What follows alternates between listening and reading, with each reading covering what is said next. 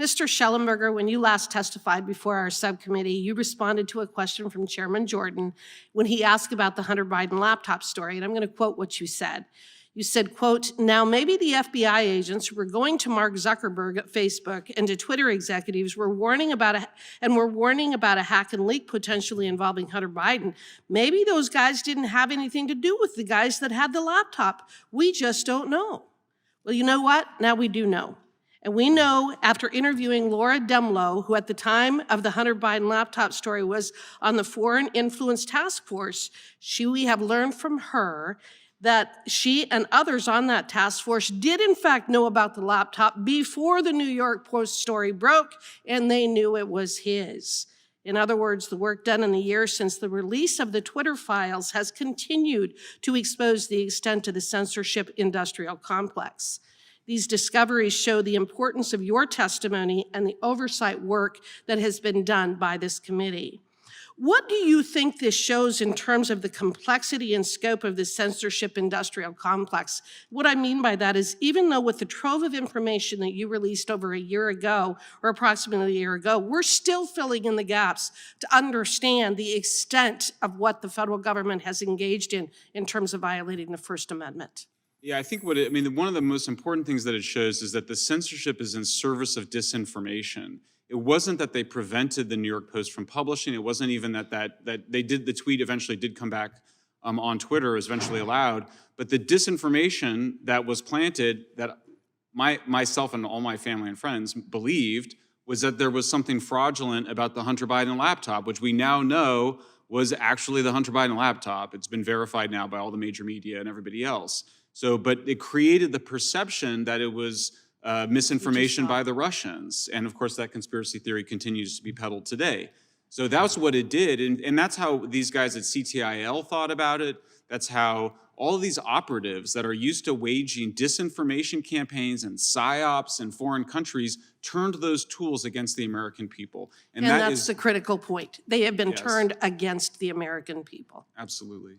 What do you think about the fact that the FBI agents warning Twitter about a hack and leak were the same agents who knew that of the existence and legitimacy of that laptop? What do you think about those people?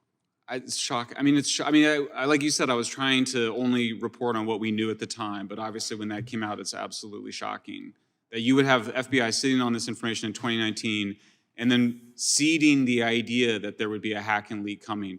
It wasn't just Aspen Institute, it was also Stanford came out, and they used that as a pretext to attack the Pentagon Papers principle upheld by the Supreme Court that when journalists like us are leaked information, we can publish it and we're protected by the First Amendment. We saw Stanford Institute attacking that precedent and saying journalists should no longer follow the Pentagon Papers principle. They should no longer report on information leaked to them. They should not do what Matt and I and Alex just did with publishing these files leaked to us by a patriotic whistleblower who knew absolutely that this was wrong, that it was a violation of the First Amendment, that it was a violation of it in the spirit and the letter.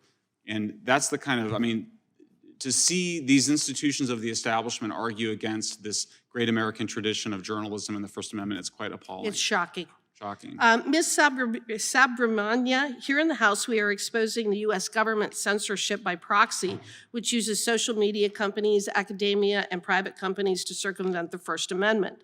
At the same time, we are watching with horror as liberal democracies in Europe and Canada are not even trying to hide their efforts to censor their citizens. We know where this is going, and without exposure and reform, we could be doomed to the same fate.